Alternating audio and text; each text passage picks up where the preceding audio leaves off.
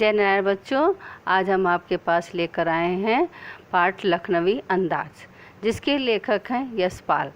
तो हम आपको पाठ का सारांश पढ़ाने से पूर्व आपको हम लेखक परिचय से अवगत कराना चाहते हैं। तो चलिए हम चलते हैं अपने लेखक परिचय की ओर। पहले हम लेखक परिचय से आप लोग को अवगत कराते हैं। उसी तरह से आज हम सबसे पहले आपको बताने जाएंगे यशपाल जी के बारे में। इनका जन्म कहाँ हुआ था, इनकी शिक्षा दीक्षा कहाँ प्राप्त हुई थी और ये किस तरह से हमारे साहित्य के क्षेत्र में जुड़े। तो यशपाल जी का जन्म सन 1903 में पंजाब के फिरोजपुर छावनी में हुआ था और इनकी जो प्रारंभिक शिक्षा थी वे कांगड़ा में ग्रहण की थी। कांगड़ा एक स्थान है, वहाँ पर इन्होंने अपनी प्रारंभिक शिक्षा को ग्रहण किया था। इसके बाद ये लाहौर के नेशनल कॉलेज में इन्होंने वहाँ से बीए की डिग्री प्राप्त की थी और वहीं पर इनका जो है परिचय हुआ भगत सिंह और सुखदेव सिंह से, जो कि ये दोनों हमारे क्रांतिकारी नेता थे। उस समय हमारा भारत देश परतंत्र था और आज़ादी के को दिलाने के लिए कई स्वतंत्रता सेनानियों ने अपना भरपूर सहयोग दिया था। तो ऐसे ही हमारे दिग्गज जो क्रांतिकारी नेता थे भगत सिंह और सुखदेव से इनका मिलन हुआ। तो इस प्रकार से वह जो है स्वाधीनता संग्राम की क्रांतिकारी धारा में ये जुड़ गए और उनके साथ ये कई बार जेल में भी गए थे। तो साहित्य के साथ साथ हमारे यशपाल जी जो है राजनीति के क्षेत्र में भी इनका भरपूर योगदान रहा है और इन्होंने इसके कारण कई बार इनको जेल भी जाना पड़ा है। इस कारण से इनकी मृत्यु हुई। आज़ादी के आंदोलन के बाद इन्होंने जब भारत स्वतंत्र हुआ, आज़ाद हुआ, तो उसके पश्चात सन 1976 में इनकी मृत्यु हुई। तो यशपाल सिंह जी के बारे में आपने देखा कि किस तरह से इन्होंने स्वाधीनता संग्राम के लिए लंबी लड़ाई भी लड़ी थी। अब हम आते हैं बच्चों इनकी रचनाओं के बारे में। यशपाल जी की रचनाओं में आम आदमी के सरोकारों की उपस्थिति है। वे यथार्थवादी शैली के विशिष्ट रचनाकार हैं। सामाजिक विषमता, राजनैतिक पाखंड और रूढ़ियों के खिलाफ इनकी रचनाएं मुखर हैं।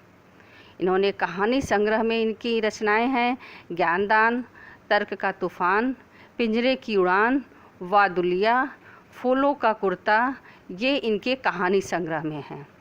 और उनका झूठा सच ये उपन्यास है जिसका नाम है झूठा सच।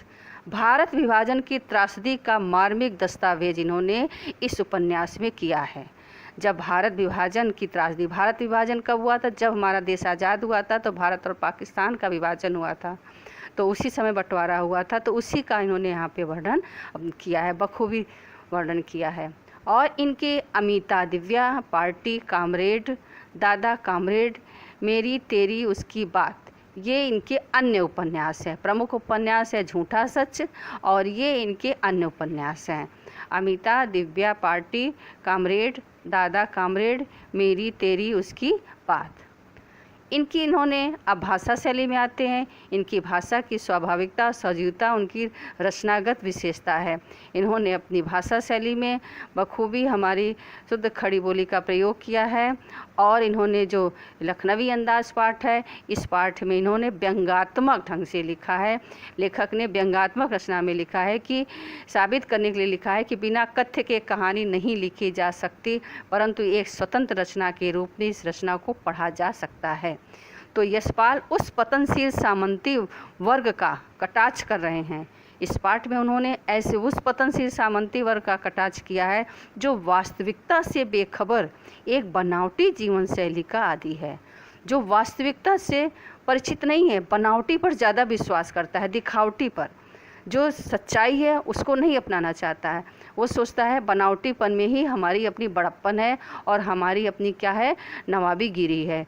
तो इस तरह से यहाँ पे इन्होंने कहना होगा कि आज के समय भी ऐसे परजीवी संस्कृति को देखा जा सकता है। आज भी हमारे समाज में ऐसे कई लोग हैं जो दूसरों को दिखाने के लिए कार्य करते हैं और स्वयं उसके वास्तविकता से वो क्या हैं, बेखबर हैं। तो धन्यवाद बच्चों, ये हो गया हमारा लेखक परिचय। अब अगली कक्षा में हम आपको इस पाठ का सारांश को समझाएंगे।